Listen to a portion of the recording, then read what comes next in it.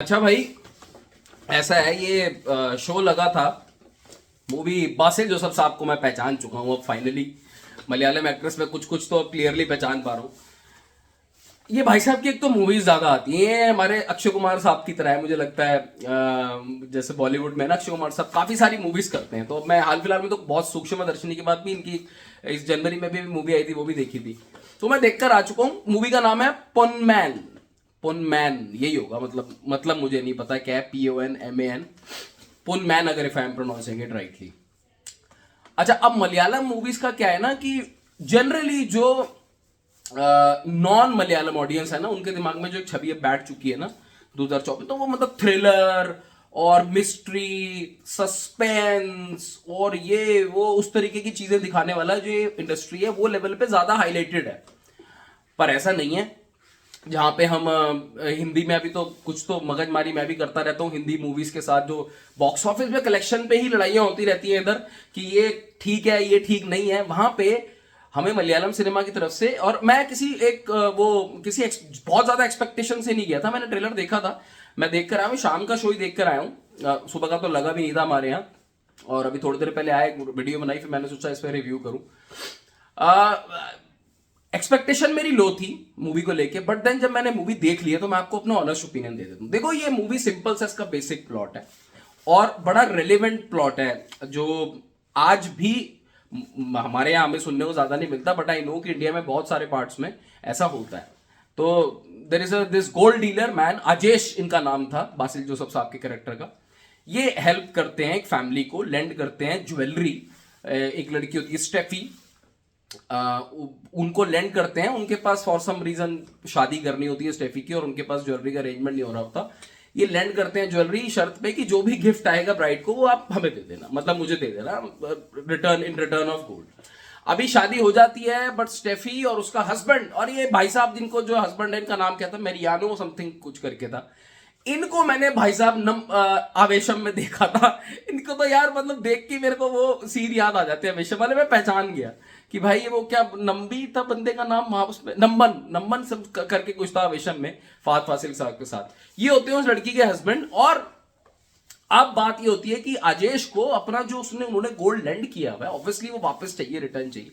और ये सब आपस में मिलके उनका नियत पलट जाती है और वो उनको वापस रिटर्न कर नहीं पाते। तो एक स्टोरीज जो है ये पूरी फॉलो करती है इसी बेसिक प्लॉट पे कि भाई आजेश को अपना गोल्ड वापस चाहिए और वो दे नहीं रहे। अब देखो, ये पता चल गया होगा आपको, अभी तक कोई ऐसा सस्पेंस और ऐसा थ्रिलर टाइप कुछ नहीं है। बट अच्छी चीज ये है, ये जो इसको ड्रामा पार्ट में लगा के चलो, पूरी मूवी को जो जॉनरा दो, और कॉमेडी ड्रामा जॉनरा दे दो।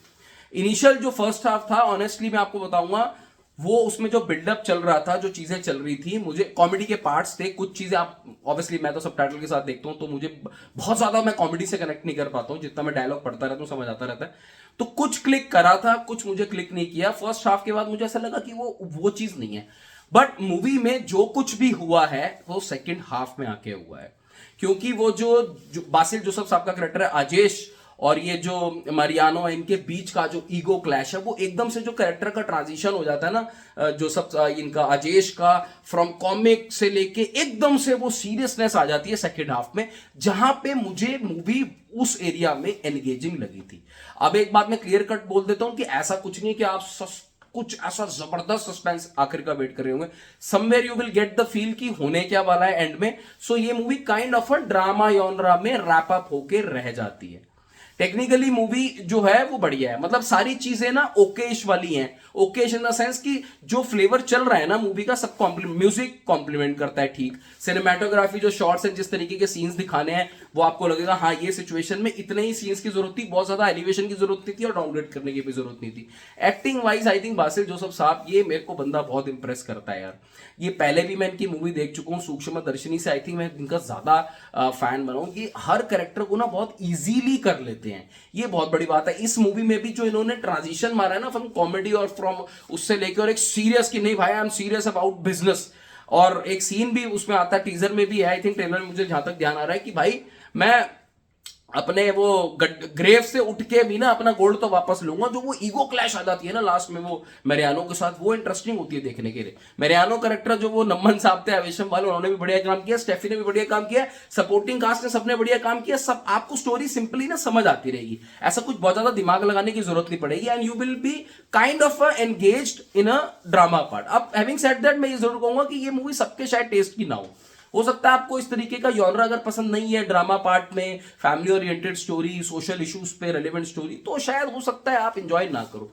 मैं तो देखो सारी टाइप की मूवीज देख लेता हूं, तो मुझे इस मूवी में quite enjoyable, I won't say कि ना आउटस्टैंडिंग मूवी, बट मैं कहूंगा कि डिसेंट, सिंपल, प्लेन अपना स्टोरी जो चल रही है, आप स्क्रीन पे जाके देख के विद फैमिली जाके देख के आके एंजॉय कर सकते हो, जो इसको काइंड ऑफ 3, 3.25, 3.5 स्टार वाले सेगमेंट में फेंकता है। अब आई डोंट नो कि इसका बॉक्स ऑफिस पे जो है क्या प्रदर्शन होगा, या बिकॉज इसमें कमर्शियल एलिमेंट्स उतने नहीं है जितने मैंने और मूवीज में, मलयालम मूवीज में पीछे देखे हैं, but it is a decent watch.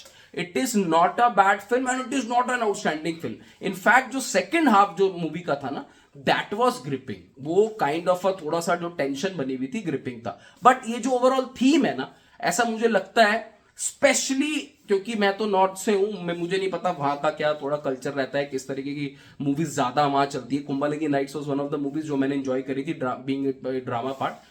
But ये थीम आई डोंट नो कि लोग थिएटर में जाके देखना पसंद करेंगे या फिर ओटीटी पे इसको प्रेफर करेंगे। मेरी रेटिंग रहेगी इसको 3 से 3.25 स्टार, और 3.5 स्टार शायद टच कर दूंगा बासिल जोसेफ साहब के लिए, बट रियलिस्टिकली इसको 3 से 3 वन टाइम वॉच कैटेगरी में जरूर डालूंगा। अपनी राय कमेंट सेक्शन में बताना, आपने अगर मूवी देख ली है तो आपको कैसी लगी है, और अगर नहीं देखी है तो देखने जाओगे या नहीं जाओगे, और मजा आ रहा हो वीडियो देख के तो चैनल सब्सक्राइब करना, लाइक करना। Take care.